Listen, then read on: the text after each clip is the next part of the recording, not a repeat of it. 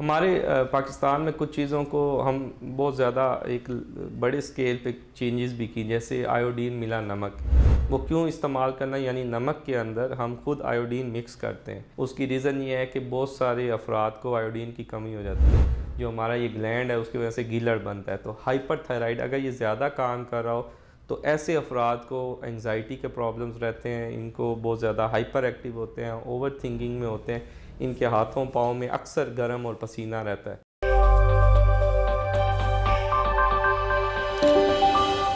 Doctor Mohsin, आज हम इस वीडियो के अंदर बात करेंगे एक ज़रूरी चीज़ और एक क्वेश्चन जो अक्सर पेशेंट भी पूछते हैं कि ओवर थिंकिंग, यानी मैं ख्यालों में गुम रहता हूँ और एक चीज़ को बाकी लोग शायद इतना सेंसिटिव नहीं होते, वो इतना दिल पे नहीं लेते, लेकिन कोई भी बात होती है फिर मैं उसके बाद घंटों उस पर सोचता रहता हूँ और उसी पे बात मेरे दिमाग में, और फिर कई लोग जो करके भूल जाएंगे बट मैं उसके ऊपर ही, वो मेरे दिमाग में, और फिर इतना ज़्यादा हो जाता है कि मैं खुद कई दफ़ा इतना एग्जॉस्ट हो जाता हूँ कि मुझे कोशिश होती है कि ये मेरे दिमाग से निकल जाए, मैं भूल जाऊँ उन चीज़ों को, लेकिन फिर ना चाहते हुए मैं उसको नहीं भूल पाता।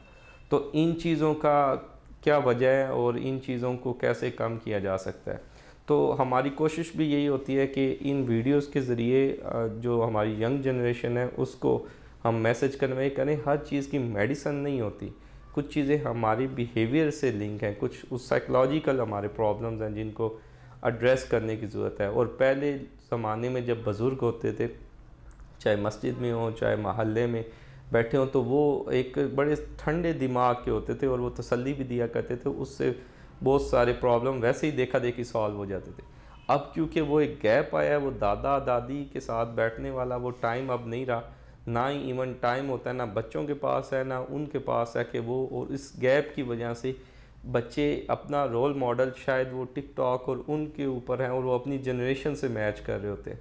लेकिन अगर बुज़ुर्गों के साथ हो, क्यों? क्योंकि हज़रत अली का फरमान भी यही है कि मुझे जवान के जज्बात से ज़्यादा जो है वो बुज़ुर्ग की जो हिकमत है उस पर ज़्यादा अट्रैक्ट करता है।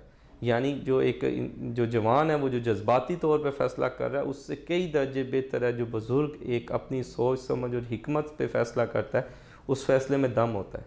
और कई आप पलट के पीछे देखें तो जवानी में या मैट्रिक में जो इंसान इतना जोशीला हुआ करता था वो आहिस्ता आहिस्ता वो चीज़ें बिल्कुल सेटल हो जाती हैं।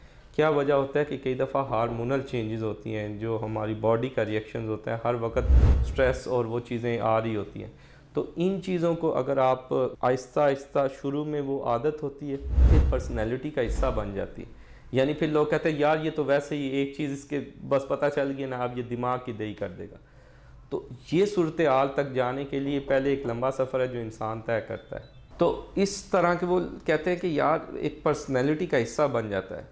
तो इन चीज़ों को अगर आप दो तरह के तरीक़ाकार हैं, एक तो ये है कि लॉन्ग टर्म और एक शॉर्ट टर्म।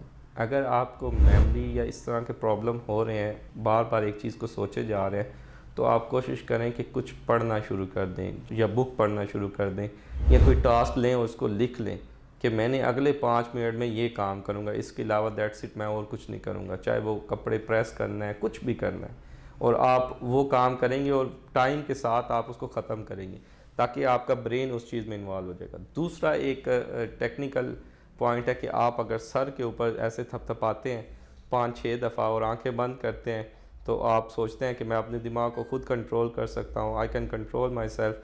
तो आप Aahista Aahista with in 1 to 2 minutes आपके दिमाग से वो चीज़ें सारी ख़त्म हो जाती हैं और जो आप सोचना चाहते हैं वो आप सोच सकते हैं। यानी ये आपका एक रीसेट बटन है।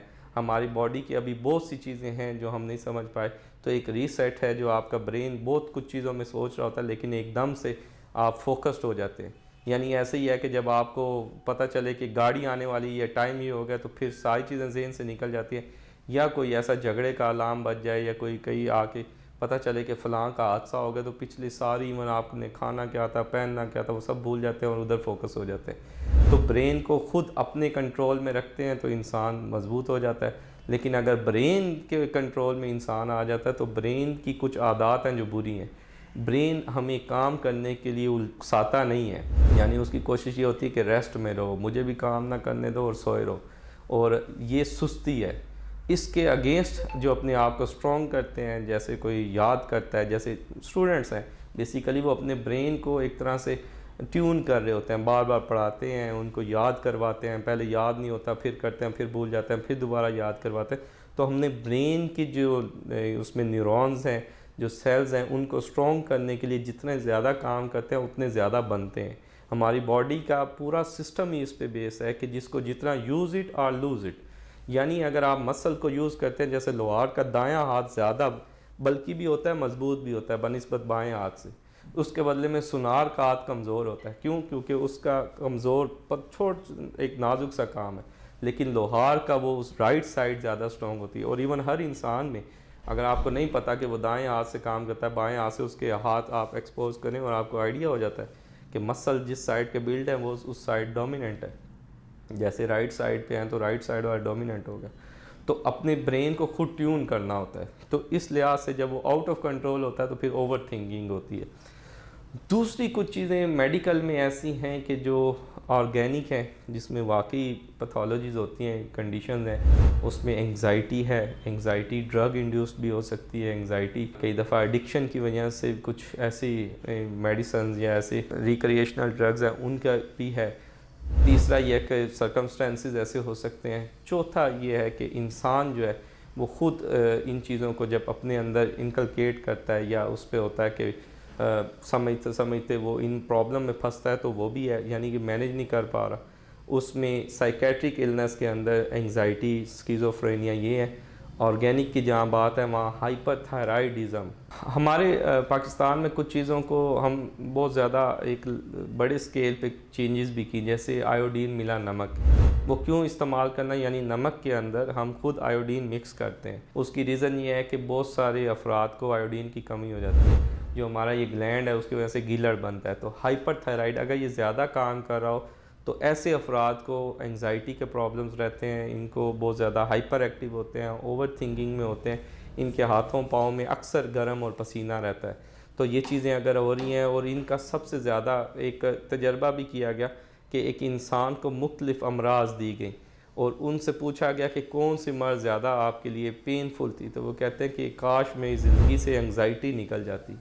ये जो एंग्जाइटी है ना, ये अपने अंदर एक खुद एक दुश्मन है जो आपको पोक कर रहा होता है, बार बार इरिटेट कर रहा होता है कि आप ये नहीं है, वो नहीं है, सेल्फ ब्लेम कर रहे होंगे। अक्सर आपने देखा हो जवानी में एंग्जाइटी इतनी होती है, चेहरे पे पिंपल निकल आता है तो घंटों लोग शीशे के सामने खड़े रहते हैं, और जब तक उसको निकाल नहीं लेते तब तक कुछ चैन नहीं आता।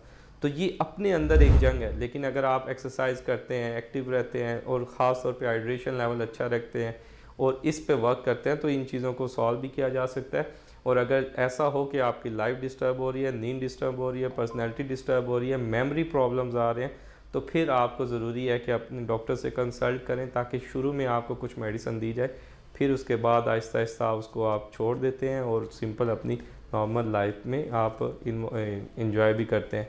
तो उम्मीद है कि ये चंद चीज़ें हैं जो क्वेश्चन पूछा गया था कि ओवर थिंकिंग क्यों है और उसकी क्या वजह, तो उस पर हमने बात की है। तो उम्मीद है इससे किसी न किसी को ज़रूर फ़ायदा होगा। इसके साथ